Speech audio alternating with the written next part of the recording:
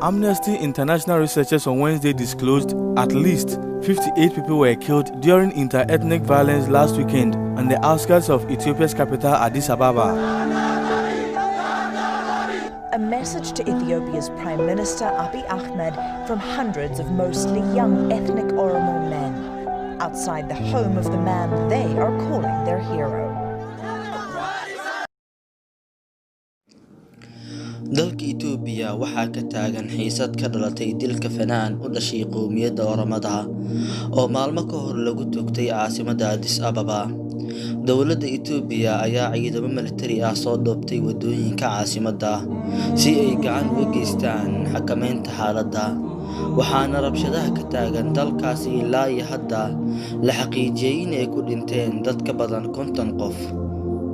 kumanaan qof ayaa isugu soo baxay caasimadda Itoobiya kuwaasi oo ka qayb galay baroodiiq loo sameeyay Hashalu Hundessa oo haysiisii ay qayb weyn ka qaateen kacdoonkii ka dhacay dalka Itoobiya. dilka fanaanka oo ay da'diisu ahay 34 sano jir ayaa waxaa ka dhalatay carab ahsan waxaana ay horseeday in rabshado ay ka dhacaan meelo badan oo Itoobiya. booliska Itoobiya ayaa sheegay in 35 qof oo uu ka mid yahay Jawaar xabsiga loo taabay taasi oo sii hurisay rabshadaha ka taagan caasimadda iyo dowlad deegaanka Oromada. dhamaadka sanadkii 2019 Jawaar Maxamed mar uu la hadlay telefishinka Al Jazeera waxa uu sheegay in uu doonayo in uu ku biiro siyaasadda Itoobiya kana fikiraya in uu u tartamo doorashada xigta ee la filayo in dalkaasi ay ka dhacdo sanadka dambe inkastoo aysan kala cadeyn xilka uu doonayo in uu u tartamo.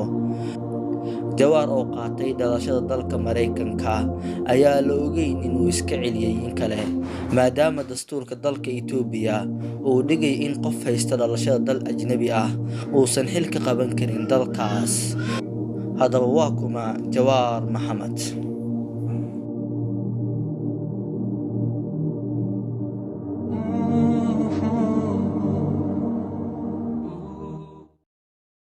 That encouraged some security officials to independently act, or whether he gave them green light, I'm not certain about it yet.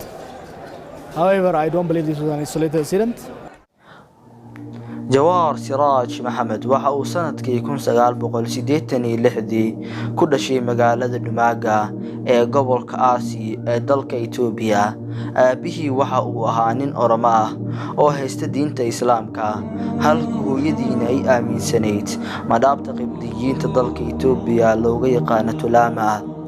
waxaa lagu tilmaamaa inuu yahay shakhsiga ugu saameynta badan Itoobiyada casriga ah ee haatan jirta. Jawaar waxa uu waxbarashadiisii dugsiga hoose ku soo qaatay iskuul ay maamulaan madaabta Kaatooliga oo ku yaala magaalada Asela.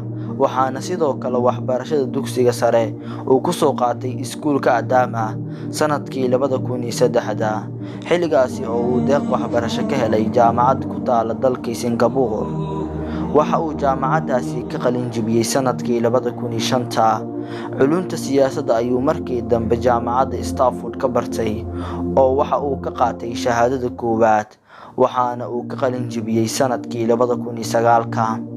sidoo kale shahaadada labaad ayuu sanadkii 2013 ka qaatay jaamacadda Columbia ee dalka Mareykanka oo uu ka bartay ka shaqaynta iyo sare u qaadida xuquuqda aadanaha. Jawaar Maxamed waxa uu sanadihii dambe fadhigiisu ahaa dalka Mareykanka wuxuu door weyn ka qaatay kacdoonkii dalka Itoobiya ka dhacay sanadkii 2016. intii uu joogay Mareykanka waxa uu aasaasay warbaahin lagu magacaabo Oromia Media Network. Jawaar oo ay dalka Itoobiya ugu dambeysay sanadkii 2008 kahor inta uusan ku soo laabanin ayaa waxa magaalada Minneapolis ee dalka Mareykanka uu ka hirgeliyay studio halkaasi oo warbaahinta OMN iyo baraha bulshada ugu hadli jiray dhibaatooyin uu sheegay in dawladii uu hogaaminayay Haile Mariam Desalegn ay ku hayso dadka Oromada iyo guud ahaan dalka Itoobiya. wuxuu ahaa shakhsigii aasaasay OMN oo af Oromo ku baxa markii dambena af Amhari lagu biiriyay. waxa uu baraha bulshada iyo warbaahinta ugu dhaqdhaqaaqi jiray xuquuqda dadka Oromada isagoo hadba muuqaal ama fariimo soo dhigi jiray warbaahinta OMN iyo baraha bulshada.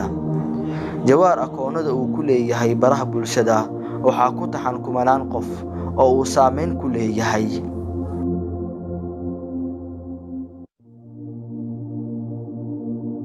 waxa uu Jawaar dib ugu soo laabtay dalka Itoobiya sanadkii 2018 xilligaasi oo isbeddelka ka hirgalay Itoobiya.